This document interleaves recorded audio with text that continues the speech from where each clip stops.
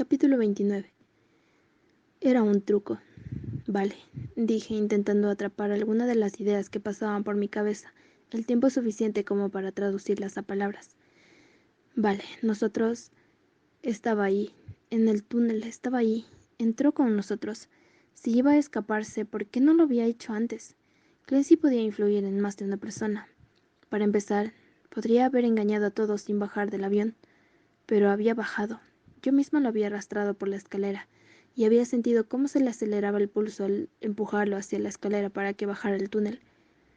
¿Por qué no había escapado en ese momento? Estaba oscuro allí fuera. ¿Qué hacemos?, preguntaba Jude.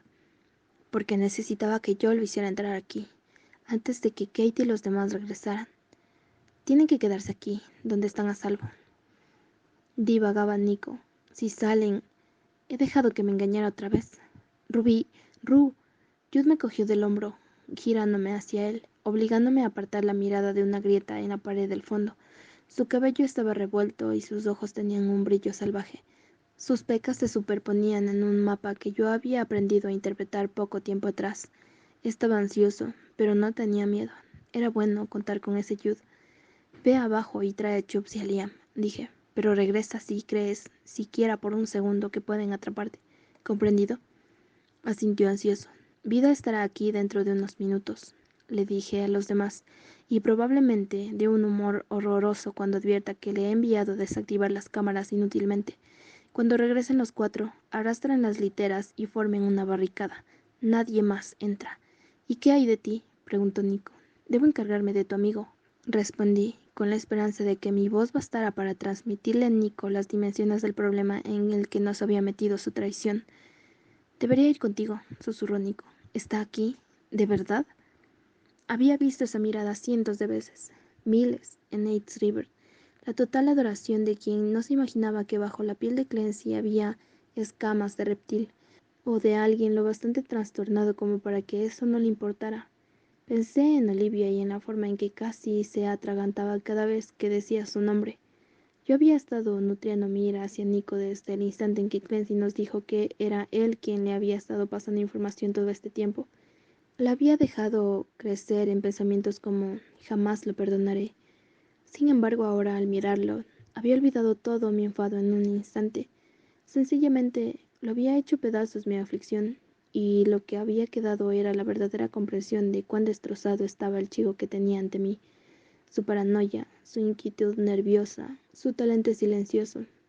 Por supuesto que Clancy era su héroe. Lo había salvado de un infierno de pesadillas demasiado horribles. ¿Te hizo últimamente alguna pregunta sobre el cuartel general?, le pregunté. ¿Sobre algún expediente o una persona en particular? Por el modo en que Nico parecía retorcerse, parecía cada vez más que la lealtad hacia Clancy superaría su sensación de alarma porque Clancy hubiera mentido de forma flagrante y nos hubiera traído aquí a pesar de sus advertencias. Me dio una lista de palabras y personas para que las buscara, dijo Nico. Había muchas. Una de ellas apareció en el sistema hace unas pocas semanas. Una agente llamada profesora. Me puse tensa. ¿Profesora? ¿Estás seguro? La gente estaba haciendo algún tipo de investigación en la base de Georgia. Simplemente apareció en el servidor clasificado hace unas semanas. Creo que sabía quién era, porque quería la localización de la base. ¿Qué había dicho el consejero al entrar en la oficina de Albán hace tantas semanas? Algo acerca de un problema en Georgia, con profesora, y un proyecto llamado Snowfall. ¿Y qué hay de cosas de aquí del cuartel general? Me preguntó acerca de los diferentes túneles y de los apagones, dijo Nico con lentitud. ¿Qué más?, insistí. Yo era consciente del avance del reloj, aun cuando él no lo fuera. ¿Qué hay de los apagones? Quería saber si apagaban cosas como cerraduras, escáneres de retina. Me di la vuelta, desequilibrando ayuda al abrir la puerta y salir a toda velocidad hacia el corredor. Ante mis ojos, que intentaban adaptarse otra vez a la oscuridad, pasaban puntos fugaces. Mientras corría, contaba los picaportes de las puertas. Me mantuve en la puerta exterior de la curva, con un ojo en las ventanas de la oscura enfermería, situada a mi derecha. Habían cerrado todas las cortinas. No se colaba hacia afuera ni siquiera la luz de las máquinas. En realidad, La única luz de todo el segundo nivel parecía ser la linterna que Clancy apretaba sobre los dientes mientras hojeaba los archivos del gabinete del despacho de Albán. Todas las cerraduras y los escáneres de retina. Sí, estaban conectados al generador de emergencia y normalmente habrían bastado para impedirle la entrada a Clancy. Si hubiera seguido en su sitio, sobre las puertas, alguien había usado algo. Una barreta, un hacha, un pequeño explosivo, para reventarlas. Me escabullí hacia adelante, empujando la puerta un poco más, mientras extraía la pistola de la cintura de mis vaqueros. Clancy hizo un ruido breve y triunfal al arrancar un abultado archivador rojo del lugar donde estaba atrapado entre otros cientos de carpetas. No perdió el tiempo hojeando las páginas mientras rodeaba el escritorio de Albán. Alguien había volcado el mueble sobre uno de sus lados al registrar el lugar. Clancy usó una de las patas anchas y planas para mantener abierto el archivador y liberar una mano para sostener la linterna. La expresión de su rostro era tan dolorosamente ansiosa que sentí una punzada de aprensión. ¿Has encontrado lo que buscabas? Clancy levantó la cabeza con rapidez y a la vez deslizó el archivador en una papelera de metal. Por un instante, la ira y la exasperación se disputaron su rostro, pero él se decató por una sonrisa mientras miraba el cañón de la pistola. Sí, pero ¿no tienes cosas más importantes en las que preocuparte? Su tono de voz había adquirido la textura del humo. Otras personas más importantes que yo. Inclinó la cabeza hacia el otro extremo de la oficina del van y, aún antes de girarme, el aroma metálico de la sangre tibia y pegajosa estaba por todas partes. Un poco más allá del primer plano de mi visión, los vi a ambos en el suelo. Chubb se había desplomado y estaba hecho un ovillo, como una hoja justo antes de caer del árbol en otoño. Liam se había derrumbado sobre él y tenía el rostro de color del hielo, y me miraba sin parpadear, con sus ojos que había pasado del azul claro a un gris opaco. Tenía un brazo sobre Chubbs como si hubiera intentado protegerlo, y ahora esas manos que había sostenido mi rostro con tanta suavidad estaban en un charco de líquido oscuro que se deslizaba por el hormigón del suelo. La pistola resbaló en mi mano. Clancy rodeó el escritorio de Albán, mirándome con la sonrisa desfigurada. Dejó caer lo que parecía ser un mechero en la papelera. No es real. Empujé las palabras de mi mente. No son ellos. Me obligué a mirarlos otra vez, a mirar de verdad, sin importar cuán aterradora fuera la imagen. Las gafas de Chubbs eran doradas en lugar de plateadas. El cabello de Liam era más largo de lo que lo llevaba ahora. Era obvio que Clancy no había estudiado con tanto detalle como yo la forma en que se rizaban los extremos de sus cabellos. Era una imitación exasperantemente buena, casi sin defectos, pero no eran ellos. Permití que Clancy se me acercara y le di 3 segundos para que creyera que había conseguido pasar junto a mí, distraída por mi pena. Iba murmurando algo en voz baja y ronca. Ahora estaba lo bastante cerca como para sentir su aliento cálido sobre mi mejilla, lo que significaba que estaba lo bastante cerca como para golpearlo en la garganta. A la vez que el golpe, lancé sobre él mi mente, proyectándola como un cuchillo y desgarrando la imagen de Chubbs y Liam que él había colocado ahí. Clancy salió al corredor a tropicones, agarrándose la cabeza, boqueando. La imagen de la mujer con el guardapolvo blanco se filtró otra vez a través de nuestra conexión, pero me obligué a empujarla a un lado, hasta otro momento. De la papelera subía un hilillo de humo. La volteé y diseminé las páginas ardientes por el suelo, pisoteando las llamas con mis botas. Si él quería deshacerse de esos papeles, entonces yo quería verlos. Maldición. Cuando lo encontré otra vez en el corredor, Clancy estaba de rodillas, jadeando, intentando respirar hondo. Había una delgada línea de conexión entre nuestras mentes.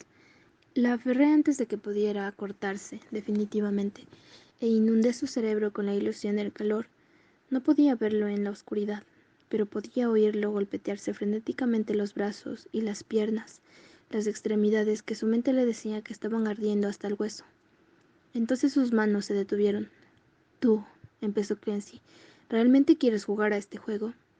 Sentí el beso del metal frío en mi nuca, de forma tan repentina que ya me había autoconvencido de que se trataba de otro de sus trucos mentales.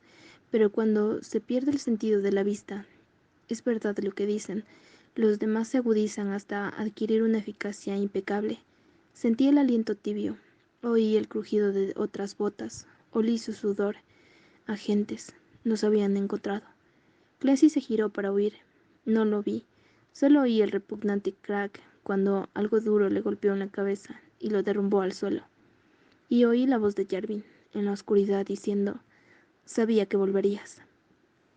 Sentí sus manos, una al cerrarse sobre mi nuca y ponerme de rodillas con un tirón. El cañón se deslizó hasta el punto blando que hay entre el cráneo y la columna vertebral. Rob dijo que todo lo que tendríamos que hacer era esperar. Vestidos con sus uniformes de faena, él y los demás agentes de la liga a mis espaldas eran sombras más claras que las demás. Quitó el seguro del arma. «No debes hacerlo», le advertí, sintiendo que las manos invisibles de mi mente comenzaban a desplegarse. Me sentía ansiosa, pero no asustada, calmada, controlada. «No», acordó Jarvin, «mejor haré esto». Se oyó un débil clic, el único sonido de advertencia antes de que el ruido blanco inundara el corredor y me ahogara. Era posible olvidar aquella clase de agonía, después de todo. Hubo una época en mi vida, unos cuantos meses de mi estancia en Turmont, en que activaban el ruido blanco casi todos los días, cuando había rojos que controlar y naranjas que castigar. Una sola mirada incorrecta hacía que las FEB llamaran por radio a la torre de control. Era parte de mi vida. Tal vez me había acostumbrado y el impacto real había sido atenuado por el tiempo. Pero de eso hacía meses, y la avalancha de dolor me retorció el estómago hasta el extremo de hacerme sentir enferma.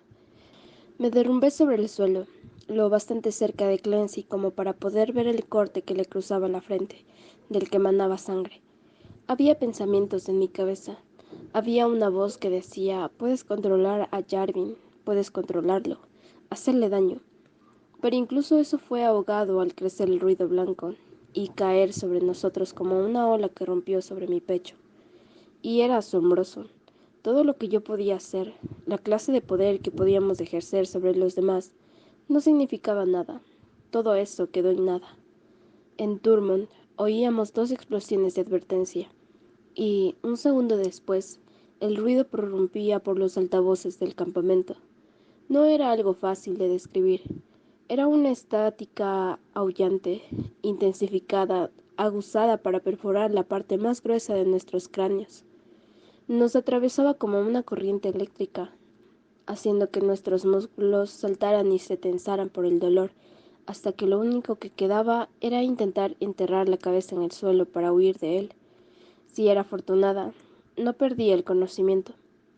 No fui tan afortunada. Sentí que me desvanecía y flotaba hacia la oscuridad del corredor. No podía mover mis brazos de donde los tenía pegados al pecho.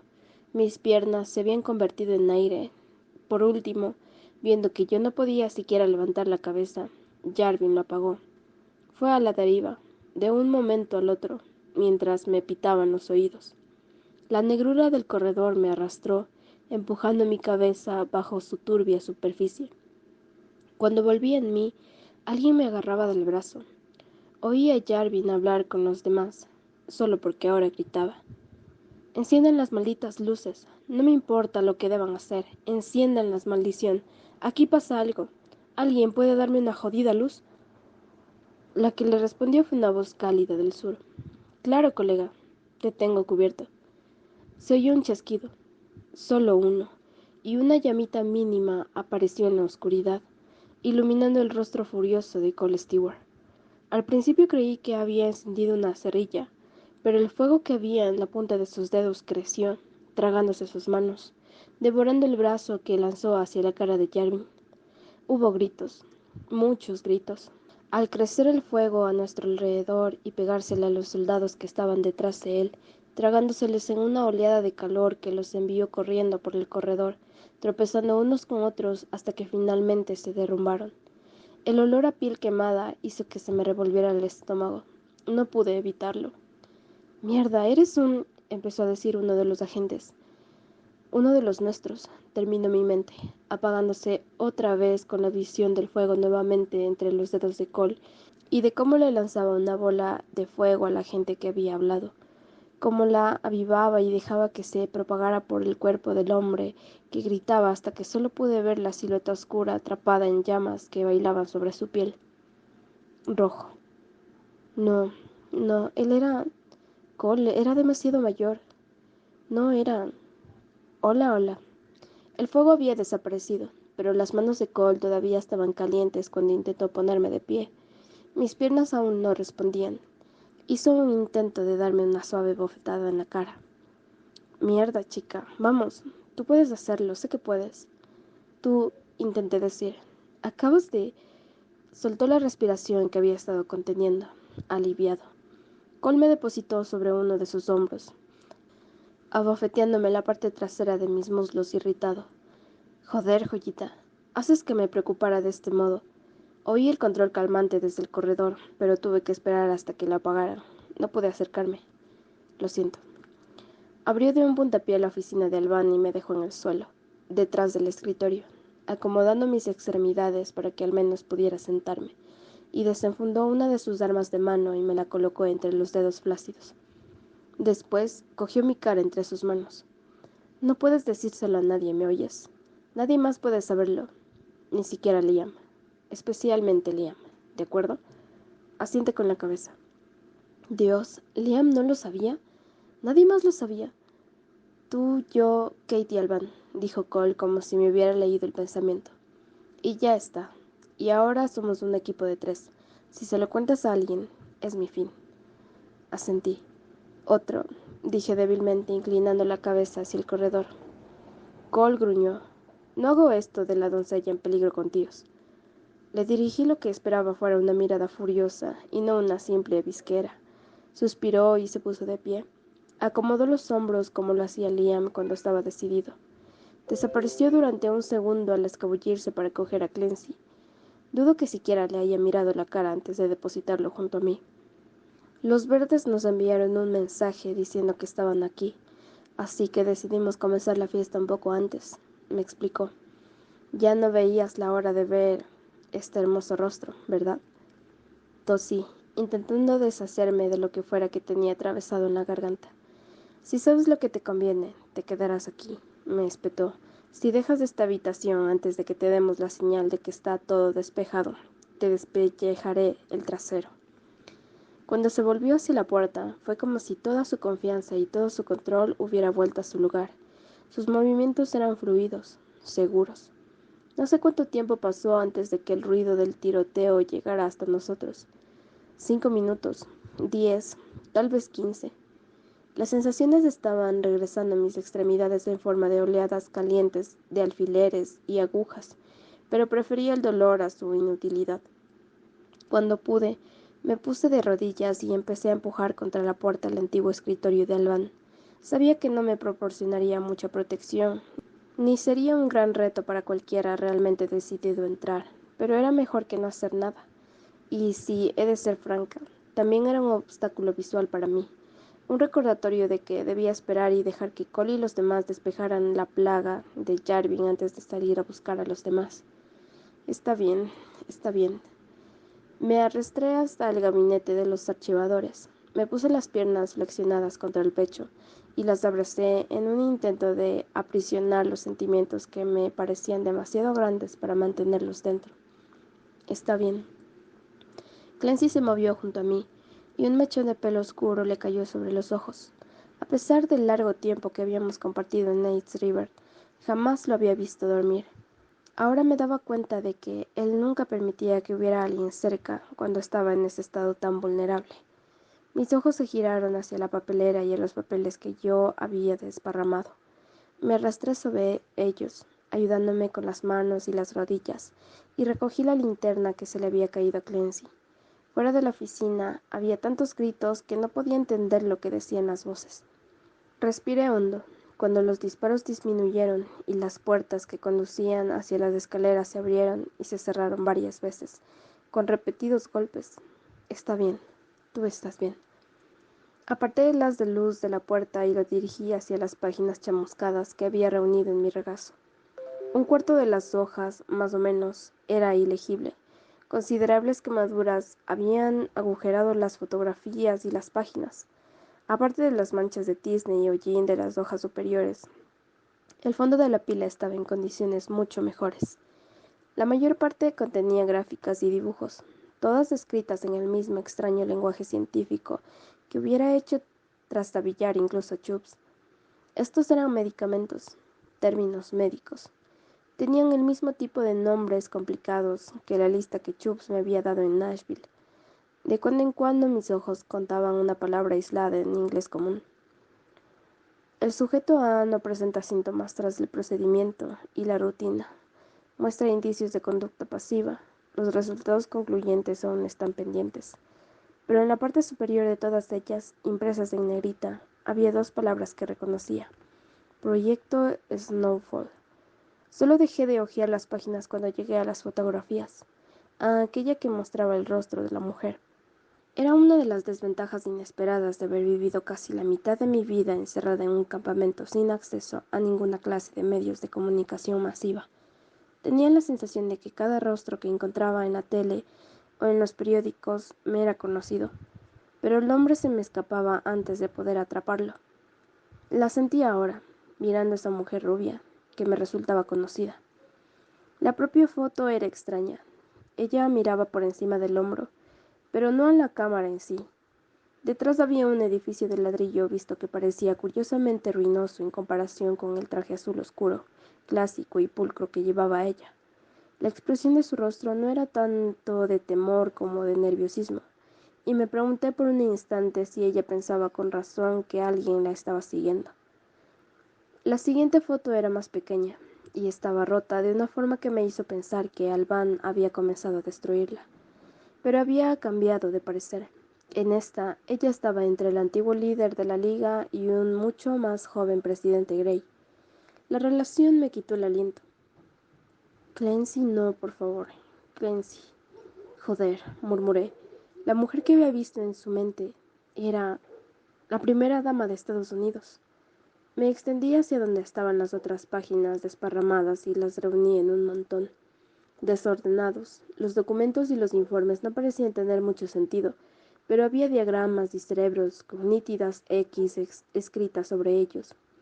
Eché un vistazo a los recortes de periódicos que describían el trabajo de beneficencia que Lillian Gray había realizado por todo el país. También había resaltado diferentes frases claves sobre su familia. Una hermana en Western Chairs, Nueva York, padres retirados en su granja de Virginia, un hermano fallecido, y sus diferentes títulos académicos, incluso el doctorado en neurología que había obtenido en Harvard.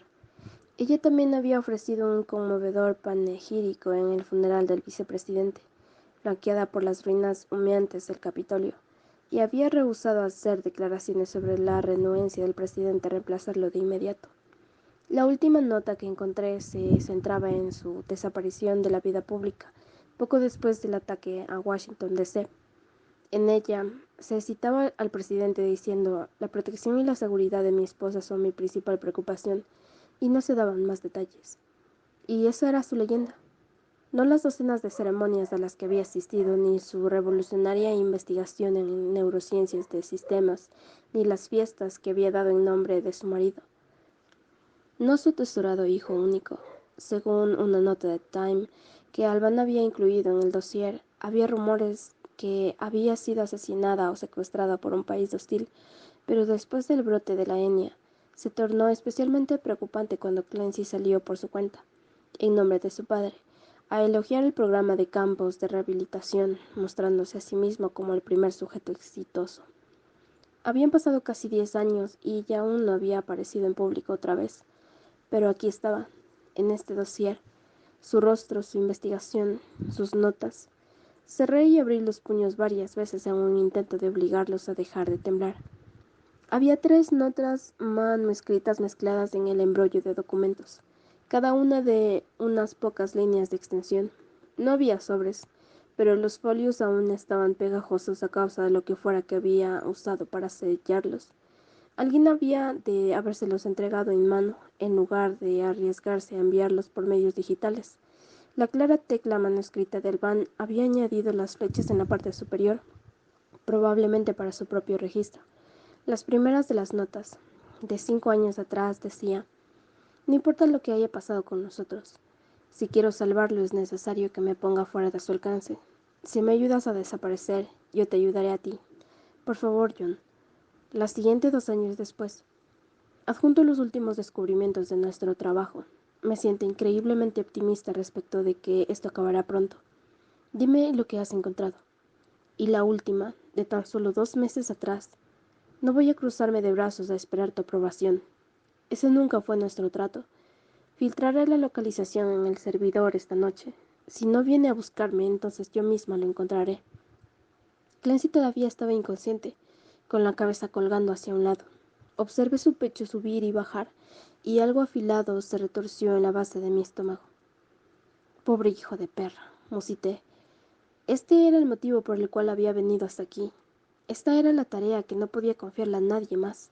Hojeé las páginas otra vez, intentando descifrar exactamente en qué había estado trabajando su madre. Una parte de mí había sospechado que tenía algo que ver con nosotros al ver los diagramas, pero ¿por qué llevaba a cabo un secreto sus propios experimentos sobre las causas de la etnia al mismo tiempo que Leda Corporation? En su primera nota se mencionaba las necesidades de ponerse fuera de alcance. ¿Era posible que ella creyera que su esposo falsificaría los resultados de Leda Corporation y pensara que la desinformación pondría en peligro la vida de Clancy?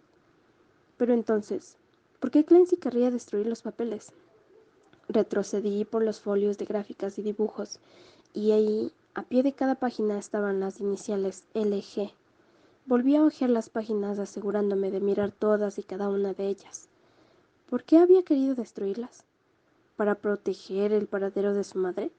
¿Para destruir las pruebas de que ella le proporcionaba a Alban información sobre su investigación?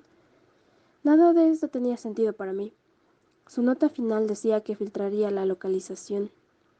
¿Su localización? En un servidor. Eso casaba con la explicación de Nico de que la palabra profesora, de una de las que Clancy le había pedido que buscara, apareciera en el servidor. Pero ella solo había filtrado la información cuando se consideró preparada, solo después de que el proyecto Snowfall hubiera sido completado. Comprendí que ella no quería que él supiera en qué estaba trabajando, pero ¿por qué iría a buscarlo? ¿Por qué permitir que él la encontrara si era evidente que él era el único de quien ella necesitaba protección?